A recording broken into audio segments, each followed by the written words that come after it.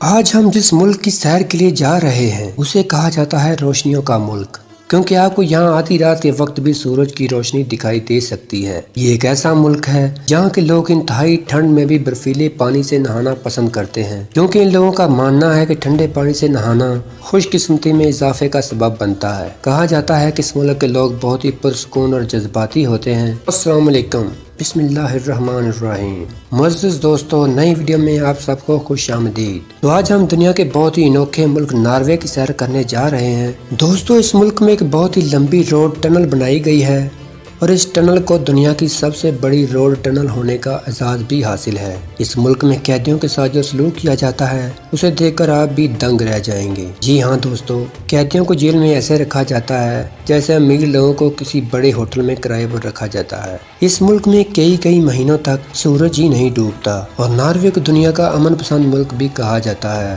اس کے علاوہ یہ دنیا کا 5واں سب سے امیر ملک ہے۔ اس ملک کا official name kingdom of Norway ہے۔ دنیا کے امن پسند ممالک کی لسٹ میں اس کا نام ٹاپ کے ممالک میں آتا ہے۔ لیکن یہ ملک ہماری طرح نہیں ہے، بلکہ یہ چھوٹے کافی جزیروں پر مشتمل ہے۔ آج سے تقریباً 50 سال پہلے ناروے کے دور دراز کے جزیروں تک سفر کرنا کافی مشکل ہوتا تھا، لیکن اب یہ ایک خوشحال اور ترقی یافتہ ملک بن چکا ہے اور یہاں ٹریفک کے نظام کو بہت ہی زبردست طریقے سے دوسرے جزیروں تک پہنچا دیا گیا ہے۔ بڑی ٹنلز بنائی گئی ہیں، پہاڑوں کو کاٹ کر خوبصورت سی سڑکیں بنائی گئی ہیں اور بالکل ایسا ہی محسوس ہوتا ہے جیسے انسان کسی جنت میں داخل ہو گیا ہو، کیونکہ یہ ملک قدرتی خوبصورتی سے بھی مالا مال ہے۔ اس کے علاوہ معزز دوستو، آپ کو بتاتے چلیں کہ یہاں ایک ایسا مقام بھی موجود ہے جہاں 5 ماہ اور 27 دن تک سورج نکلتا ہی نہیں، یعنی 175 دن تک یہاں کے رہنے والے بغیر سورج کے دن اور رات کا وقت گزارتے ہیں۔ یہاں اگر کسی قسم کی کوئی روشنی ہوتی ہے تو وہ صرف گھروں اور اسٹریٹ لائٹس کی، لیکن باقی سارا ایریا تاریکی میں ڈوبا رہتا ہے۔ اس مقام کو رزوبہ کے نام سے پکارا جاتا ہے۔ 25 ستمبر سے لے کر 16 مارچ تک یہاں مکمل طور پر رات کا سماں ہوتا ہے۔ سننے میں کافی عجیب لگ رہا ہے نا؟ لیکن اس کے برعکس ناروے میں ایک ایسا مقام بھی موجود ہے جہاں کئی مہینے سورج غروب ہی نہیں ہوتا۔ اسی لیے لوگ اس کنٹری کو انوکھا اور عجیب کہتے ہیں، جبکہ کچھ لوگوں کا تو یہ بھی ماننا ہے کہ ناروے ہی دنیا کا آخری کنارہ ہے، مطلب یہ کہ ناروے کے آگے کچھ بھی نہیں۔ اس کے علاوہ ناروے میں بہت ہی خوبصورت جھیلیں بھی دیکھی جا سکتی ہیں اور لوگ دور دراز سے ان جھیلوں کو دیکھنے کے لیے اس ملک میں آتے ہیں اور قدرت کی کاریگری کو دیکھ کر دنگ رہ جاتے ہیں۔ خوبصورت جھیلیں، سڑکیں، پہاڑی علاقے اور دلکش جھرنے اس کی خوبصورتی کو چار چاند لگاتے ہیں۔ ناروے کی سرحدیں سویڈن، فن لینڈ اور روس کے ساتھ ملتی ہیں۔ یہ ملک دنیا کے ٹاپ 5 امیر ملکوں میں شامل ہے اور ان ملکوں میں اس کا نمبر 5واں ہے۔ ایک تحقیقی رپورٹ کے مطابق ناروے کے لوگ دوسرے یورپی ملکوں کے مقابلے میں زیادہ امیر اور خوشحال ہیں۔ اس کے علاوہ اس ملک کا کل رقبہ 3,85,207 مربع کلومیٹر ہے، لیکن اس رقبے میں 5.32% حصہ پانی سے بھرا ہوا ہے۔ دوستو، ناروے ایک خوشگوار ملک ثابت ہوا ہے کیونکہ یہاں کی جیلوں میں قیدیوں کے ساتھ اتنا اچھا سلوک کیا جاتا ہے کہ وہ گھر جانے کے بجائے جیل میں رہنا زیادہ پسند کرتے ہیں، کیونکہ یہاں قیدیوں کو 5 اسٹار ہوٹل جیسی سہولیات میسر ہوتی ہیں۔ قیدیوں کو دنیا کے بہترین کھانے پیش کیے جاتے ہیں، یہاں تک کہ ان کی پسند کا بھی خیال رکھا جاتا ہے۔ پھل، چائے اور کافی جیسی چیزیں 24 گھنٹے میسر ہوتی ہیں، وہ بھی بالکل فری آف کاسٹ۔ اس کے علاوہ بہترین ٹی وی لاؤنج، صاف ستھرے باتھ رومز کے علاوہ وائی فائی کی سہولت بھی میسر ہوتی ہے، کیونکہ قیدیوں سے فون بھی نہیں لیے جاتے۔ اس کے علاوہ بہترین جم خانے بھی بنے ہوتے ہیں، اگر قیدی چاہیں تو جیل میں رہ کر ہی آن لائن پیسہ بھی کما سکتے ہیں۔ اس کے علاوہ ٹی وی اور اے سی کی سہولت بھی موجود ہوتی ہے۔ قیدی اگر چاہیں تو کمروں میں پڑے سوتے رہیں اور اگر چاہیں تو جیل میں گھومے پھریں۔ سزا مکمل ہوتے ہی قیدیوں کو رہا کرنے کے ساتھ ساتھ دوبارہ جرم نہ کرنے کی تلقین کی جاتی ہے، لیکن بعض قیدی بار کوئی نہ کوئی چھوٹا موٹا جرم کر کے دوبارہ جیل کی عیاشیاں کرنے واپس آ جاتے ہیں۔ لیکن جن قیدیوں کے جرم کافی بڑے ہوتے ہیں انہیں ذرا سخت جیل میں رکھا جاتا ہے۔ اس ملک میں قتل کی سزا پھانسی نہیں ہے بلکہ قید کی سزا ہے، اور وہ بھی عمر قید نہیں بلکہ اسے رہا بھی کر دیا جاتا ہے۔ قتل کرنے والوں کو سخت جیل میں رکھا جاتا ہے، لیکن مار پیٹ والا کوئی چکر نہیں۔ اس ملک کی کل آبادی 54,99,000 لوگوں پر مشتمل ہے۔ 81.5% ناروے کے باشندے اور 18.5% کا تعلق دوسرے کنٹریز سے ہے۔ 74.9% کی اکثریت کے ساتھ क्रिश्चियन मजहब नॉर्वे का सबसे बड़ा मजहब है। इसके अलावा 3.1% इस्लाम, 21.2% का कोई मजहब नहीं और 0.8% लोग दूसरे मजहबों में से हैं। नॉर्वे में नॉर्वेजियन और सामी ज़बानें सबसे ज्यादा बोली जाती हैं और इन दोनों ज़बानों को नॉर्वे की ऑफिशियल ज़बानें भी कहा जाता है। इनके अलावा क्वीन रोमानी, सेकंड रोमानी और नॉर्वेजियन साइन भी नॉर्वे में बोली जाने वाली ज़बानें हैं। इसके अलावा यहाँ के लोग इंग्लिश ज़बान की सूझबूझ भी रखते हैं। सालमोन मछली जो कि पूरी दुनिया में काफ़ी मशहूर भी है, नॉर्वे इस मछली को एक्सपोर्ट करने वाला सबसे बड़ा मुल्क है। एक तहकीकाती रिपोर्ट के मुताबिक सालमोन मछली की टोटल एक्सपोर्ट में से 50% तो सिर्फ नॉर्वे से ही की जाती है और इसका मुल्क की मईशत में भी काफ़ी अहम रोल है। नॉर्वे का नाम इन ममालिक की लिस्ट में भी आता है जो 98% बिजली सिर्फ पानी से पैदा करते हैं। जुराइम की शरह ना होने के बराबर है। यहाँ की पुलिस को दुनिया की अमन पसंद पुलिस कहा जाता है और एक हैरान कर देने वाली रिपोर्ट के मुताबिक नॉर्वे की पुलिस ने पिछले 7 सालों में एक भी गन शॉट नहीं किया। इसीलिए नॉर्वे में पुलिस की नौकरी भी इंतहाई आरामदाह है क्योंकि जुर्म होता नहीं और पुलिस वालों को कोई टेंशन होती नहीं। नॉर्वे में परिंदों की एक खास किस्म है जो करोड़ों की तादाद में यहाँ रहती है। ये परिंदे अपने घर पहाड़ों और खाली मैदानों में बनाते हैं। इन परिंदों की सेफ्टी यकीनी बनाई जाती है और इनकी हिफाजत का भी खास ख्याल रखा जाता है। यहाँ तक कि विंड मिल्स के बड़े बड़े परों पर ब्लैक कलर कर दिया जाता है ताकि परिंदे बेध्यानी में इनसे टकरा कर कोई नुकसान न उठाएं। यहाँ के लोगों को अगर एनिमल लवर कहा जाए तो ये बात गलत नहीं होगी क्योंकि ये लोग कुत्तों से भी बहुत ज़्यादा मोहब्बत करते हैं और यहाँ कुत्तों के हवाले से इनके काफ़ी सख्त कानून हैं। कुत्तों को जंजीरों या पट्टों से बांधना जुर्म करार दिया गया है और अगर कोई ऐसा काम करता है तो उसे सजा भी दी जा सकती है। कुत्तों को ऐसे ही समझा जाता है जैसे वो घर के फर्द हों। इसके अलावा कुत्तों के खाने पीने और बीमार होने तक हर किस्म के डॉक्टर्स भी मौजूद हैं। नॉर्वे में लोगों को टैक्स काफ़ी ज़्यादा पे करना पड़ता है लेकिन इस सब के बावजूद लोग खुशहाल ज़िंदगी गुजार रहे हैं। मज़े की बात तो ये है कि यहाँ किसी भी बंदे के असासे और आमदनी छुपी हुई नहीं है बल्कि हर बंदे की आमदनी की एक रिपोर्ट बनाई जाती है और इसे इंटरनेट पर अपलोड कर दिया जाता है और ये डेटा कोई भी इनकी वेबसाइट को ओपन करके देख सकता है।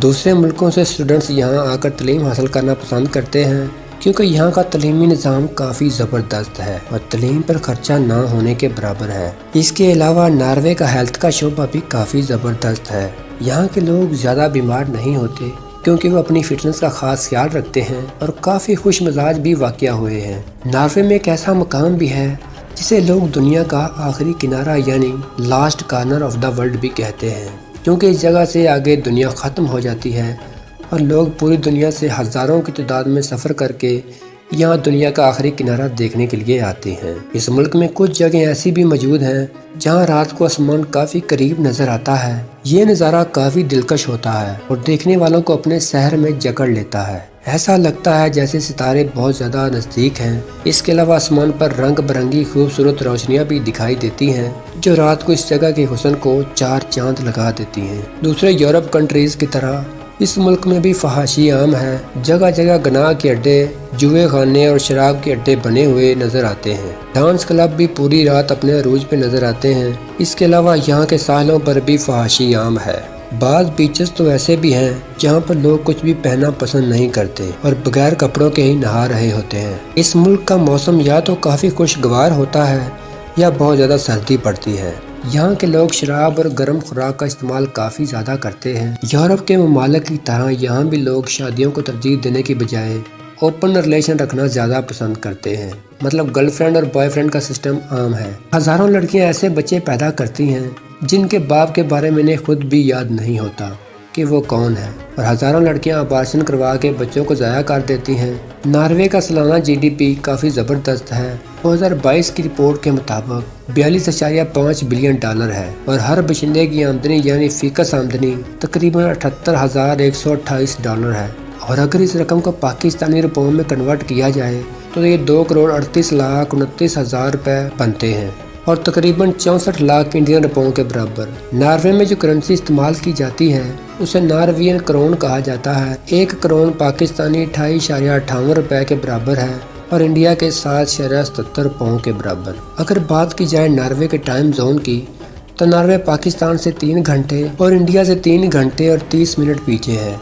वैसे तो पूरे नॉर्वे में सड़कों का खूबसूरत सा एक जाल बिखरा हुआ है, लेकिन अभी भी कुछ जजीरे ऐसे हैं जहां सिर्फ शिप के जरिए ही जा सकते हैं। آپ اپنی گاڑی سمیت بھی اس شپ میں سفر کر سکتے ہیں۔ اس کے علاوہ ناروے میں دنیا کی لمبی ٹنل بھی موجود ہے اور اس ٹنل کی لمبائی 24.91 کلومیٹر ہے۔ اس ٹنل میں سپیڈ لمٹ 80 کلومیٹر تک رکھی گئی ہے اور روزانہ کم از کم 2200 کے قریب گاڑیاں اس راستے سے گزرتی ہیں۔ اس کے علاوہ بھی ناروے کی ایک عجیب بات یہ ہے کہ یہاں ڈرائیونگ رائٹ سائڈ ہے۔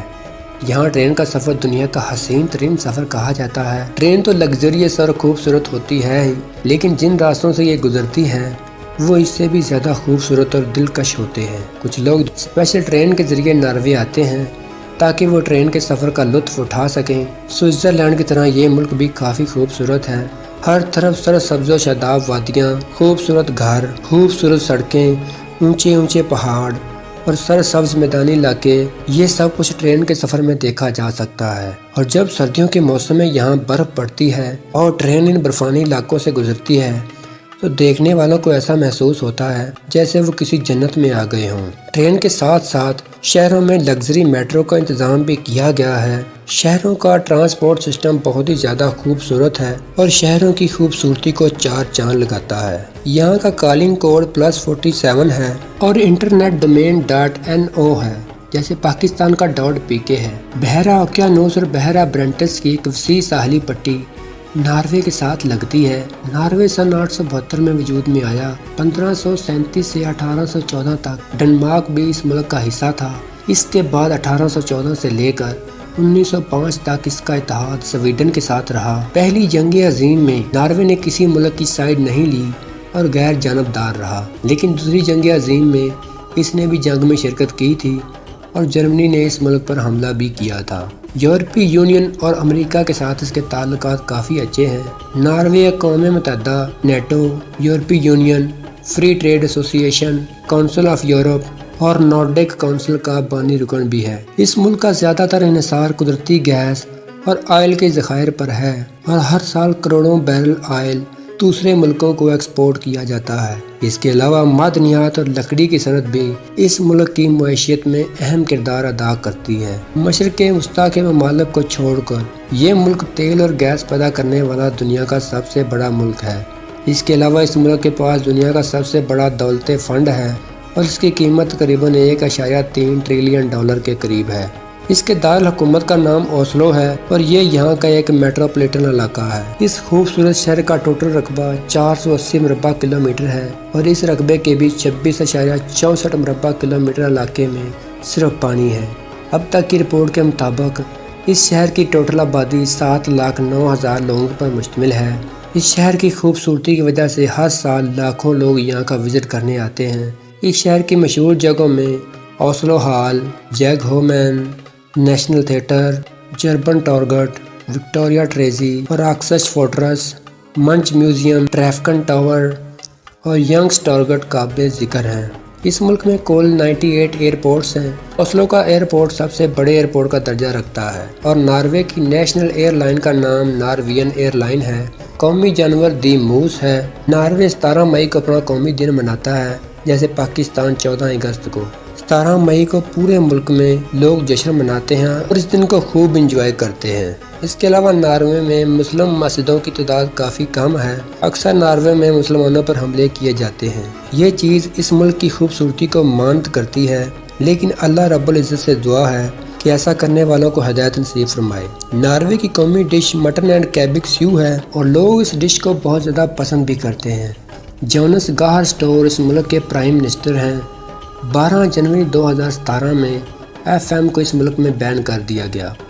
2021 میں حکومت نے عوام سے یہ وعدہ کیا تھا کہ ریڈیو کو ملک میں دوبارہ سے لانچ کیا جائے گا، لیکن ابھی تک اس پر کام جاری ہے۔ اس ملک میں پاکستانیوں کی تھوڑی سی تعداد قیام پذیر ہے جو جاب، اسٹڈی اور کاروبار کے سلسلے میں وہاں جا کر اچھے خاصے سیٹل ہو چکے ہیں۔ یہاں تک کہ پاکستانی ناروے کے پارلیمنٹ میں بھی انٹری لے چکے ہیں اور عورتیں اور مرد پارلیمنٹ کا باقاعدہ حصہ بن چکے ہیں۔ شاباش پاکستانیوں۔ تو معزز دوستو، یہی تھی ہماری آج کی ڈاکومنٹری فلم۔ امید کرتا ہوں کہ آپ ہمیشہ کی طرح اس ویڈیو کو بھی دل کھول کر لائک اور شیئر کریں گے، اور نئے آنے والے دوستوں سے ایک گزارش ہے وہ چینل کو سبسکرائب کر لیں، کیونکہ ہمارا یہ سفر کافی آگے تک جانے والا ہے۔ اسی کے ساتھ اس ویڈیو کو یہیں پہ ختم کرتے ہیں۔